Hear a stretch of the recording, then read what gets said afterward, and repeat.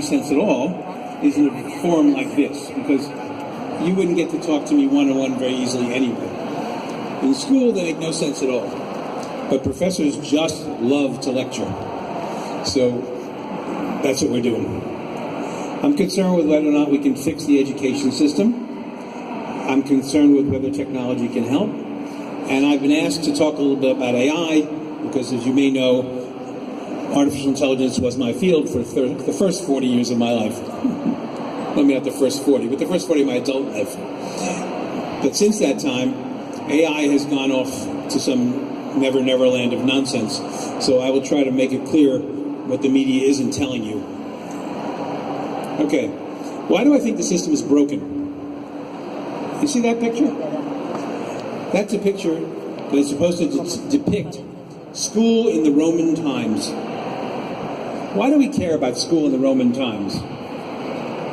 Well, the Romans invented something called the liberal arts curriculum, in which they taught literature, history, philosophy, algebra. Sound familiar? Why were they doing that? It turns out they were trying to train orators, people who would stand up in the forum and give a speech. Now, that doesn't make a lot of sense. How many rooms could there have been for orators? And the answer is they didn't care. They were only teaching rich kids. The poor kids didn't go to school. And the rich kids weren't going to work, so they should learn how to speak in the forum. So the idea was, well, you couldn't speak in the forum if you didn't read Plato, so they read Plato, and they learned Greek. And they did a lot of things that are exactly what we do today, except we're not trying to train orators. So why wouldn't we try to do something else? No one can. No one can break the hold that the Romans have on the school system, which is a little weird.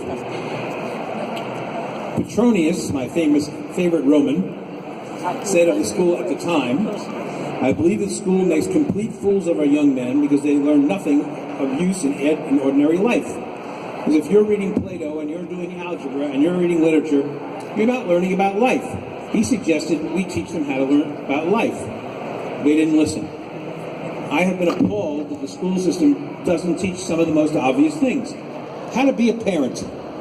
Every kid needs to learn how to be a parent. Almost every kid is going to become a parent. You will never find a course like that anywhere in high school, or in college, or anywhere. We don't care. Let them figure it out for themselves and screw up the next generation. Why wouldn't that be something we teach? Because the Romans didn't teach it is the answer. They didn't have to because they had servants to take care of the kids. So in order to teach all these things, I have discovered that you have to teach the Big Eight. And what I'm going to talk to you about today is the Big Eight. What is the Big Eight? Big Eight is the stuff we really learn in school, not the subjects, but what's really taught. This is what we really teach. Number one, we teach paying attention. And I see that you are all good little boys and girls, and you have learned how to pay attention. Because if you don't pay attention, they hit you, or they yell at you, or they make you leave the room, and so you're all sitting there paying attention, which is a horrible thing. Why is that a horrible thing? Well, John Holt, famous homeschooler, said, "No use to shout at them to pay attention. If the situation, the materials, and problems before the child do not interest him, his attention will slip off to what does interest him, and no amount of exhortation or threats will bring it back." So what we do is we learn to fake paying attention, which is what all of you are doing. You all have your pay attention face. Now the point is, I hope you're also thinking, but there's a real problem in lecturing. If I say something interesting, and I was talking to you one-on-one, you would say something back. You'd have an idea.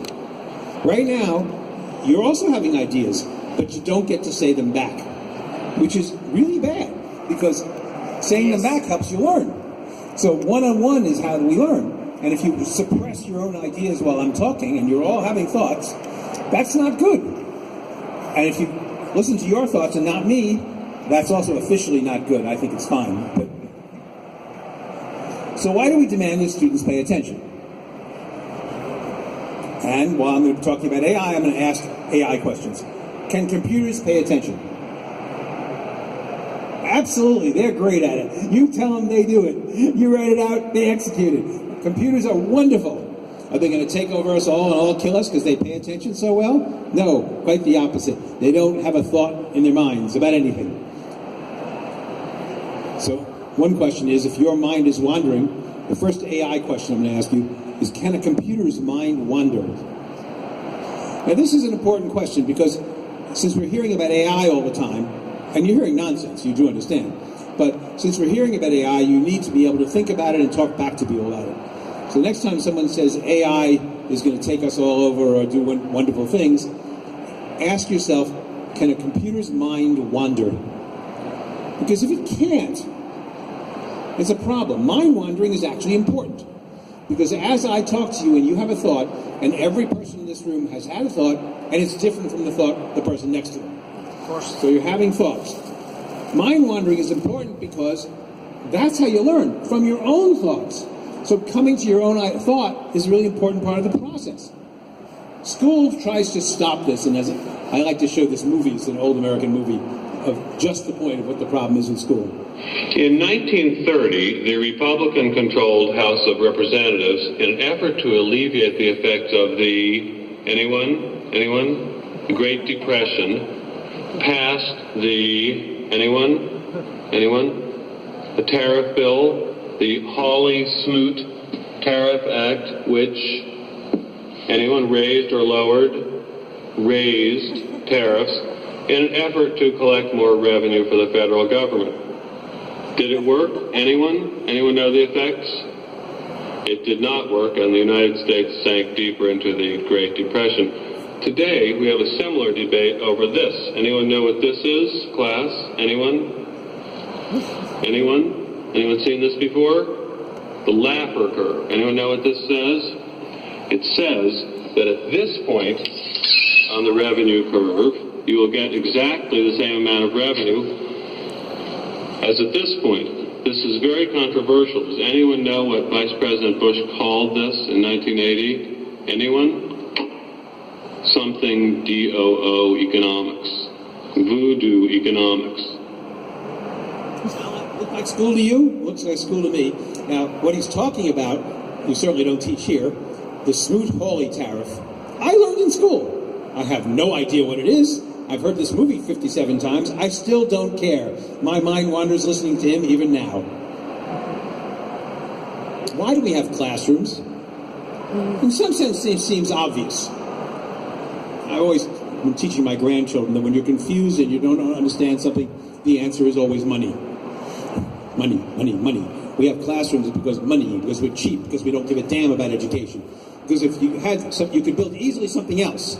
But, well, the Romans had classrooms, so why not? Classrooms are just a terrible idea. They kill education by virtue of having a classroom. And as a teacher, you can't fight it. What are you going to do? Say, let's not have a classroom?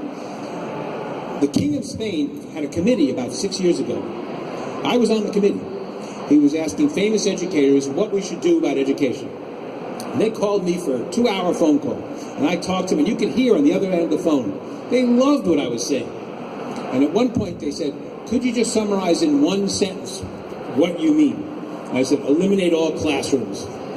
And you heard dead silence on the other end of the phone. Now it's of no interest anymore, because no one's going to do that.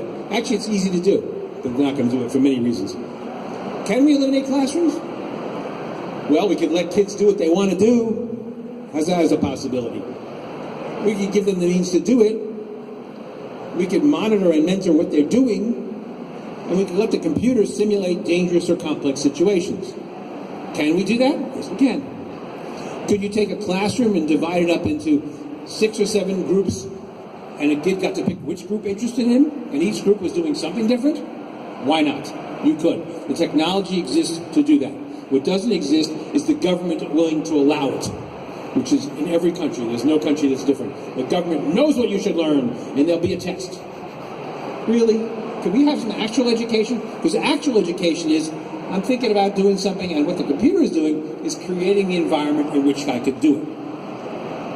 We can build software that opens up worlds for exploration. Each student can follow their own interests. I've been reading things of what kids' interests are, and there's a study in the UK and a study in New York where they came up with almost identical answer. They asked 10-year-olds what would they like to be when they grow up. High on the list was zookeeper. Okay, if you'd like to be a zookeeper, I can build you a virtual zoo to run. You'd have to deal with animal health issues. You'd have to deal with dealing with the public. You'd have to understand how to deal with contractors. You'd have to, all of which would be useful to learn. I would love to build the zookeeper curriculum. Will anyone let me build the zookeeper curriculum? No. Why not? Who knows why not? Because they don't want to spend the money, because they don't care.